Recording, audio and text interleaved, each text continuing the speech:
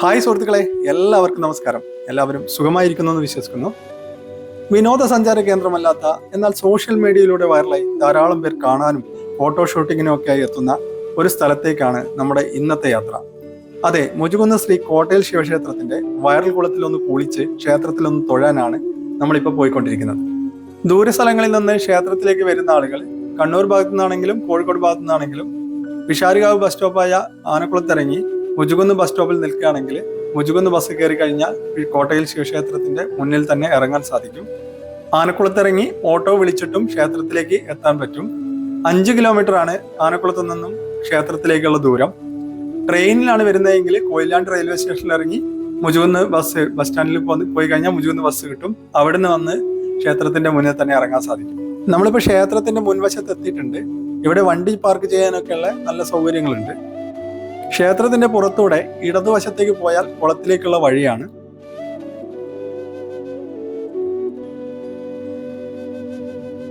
അനവധി പടിക്കെട്ടുകളുള്ള അതിമനോഹരമായ ഒരു കുളമാണിത്. വെഡ്ഡിംഗ് ഫോട്ടോഗ്രാഫർമാരുടെ സ്വർഗം. കുളത്തിന്റെ ഭംഗി പശ്ചാത്തലമാക്കി വധൂവരന്മാരുടെ ഫോട്ടോയെടുക്കാൻ നിരവധി ഫോട്ടോഗ്രാഫർമാരാണ് ഇവിടെ എത്തുന്നത്. രാവിലെ 7 മണി മുതൽ 11 മണി വരെ മാത്രമേ കുളത്തിലേക്കും ക്ഷേത്രത്തിലേക്കും പ്രവേശനമുള്ളൂ. ഫോട്ടോഷൂട്ടിനായി വരുന്നവർ 250 രൂപ മുൻകൂറായി അടച്ച് ബുക്ക് ചെയ്യണം.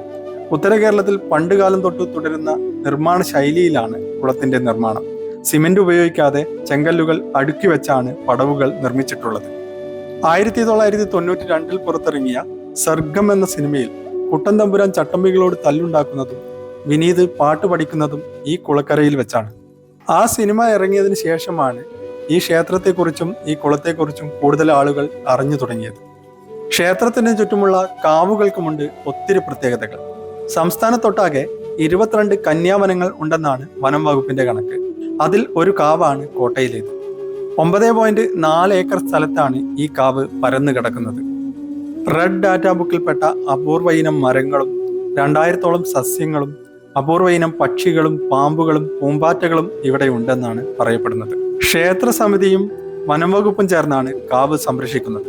കളിമൺ കരുവരുതിന്റെയും വിദേശത്ത് പോലും പ്രശസ്തമായ കൊയിലാണ്ടി ഹുക്കയുടെയും ജന്മനാടാണ് മുജുകുന്ന്. മുജുകുന്നിലെ അതിപുരാതനമായ ക്ഷേത്രമാണ് കോട്ടയിൽ ശിവക്ഷേത്രം.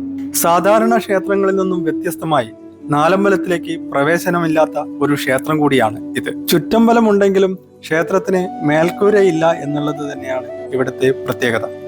ക്ഷേത്രത്തിൽ സ്വയംഭൂവായ ശിവസങ്കല്പമാണ്. മഞ്ഞും മഴയും വെയിലും കൊള്ളുന്ന സ്വയംഭൂ സങ്കല്പം. ശിവൻ, പാർവതി, ഗണപതി, സുബ്രഹ്മണ്യൻ, ആദിത്യൻ തുടങ്ങി ദേവസങ്കല്പങ്ങളാണ് ഇവിടെയുള്ളത്. ഉപദേവനായി പുറത്ത് നാഗവും സ്ഥിതി ചെയ്യുന്നു. കൊട്ടിയൂർ സമ്പ്രദായ പ്രകാരമാണ് ഇവിടുത്തെ പല ചടങ്ങുകളും വഴിപാടുകളും.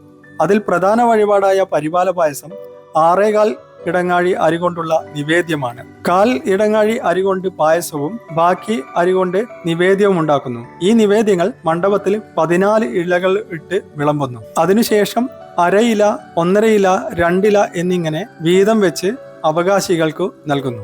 ക്ഷേത്രത്തിലെ ഏറ്റവും വലിയ വഴിപാടായ ചതുശ്ചതം അത് വേനൽക്കാലത്ത് മാത്രമാണ് നടത്തുന്നത്. രാവിലെ 6 മണി മുതൽ 11 മണി വരെ മാത്രമേ ക്ഷേത്രത്തിലേക്ക് പ്രവേശനമുള്ളൂ. ക്ഷേത്രത്തിലെ ഉത്സവം കുംഭം 25-ന് തുടങ്ങി മീനം 1-ന് അവസാനിക്കും. ഉത്സവ സമയത്ത് മാത്രമാണ് ദീപാരാധന ഇവിടെ നടത്താറുള്ളൂ.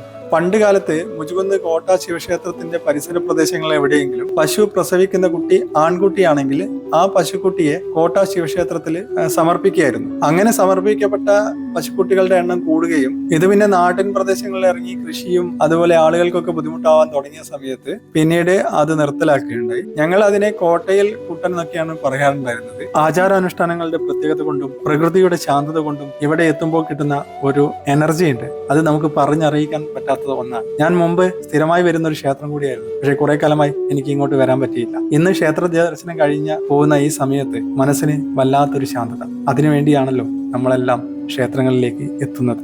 എല്ലാവർക്കും ശുഭദിനം നേരുന്നു.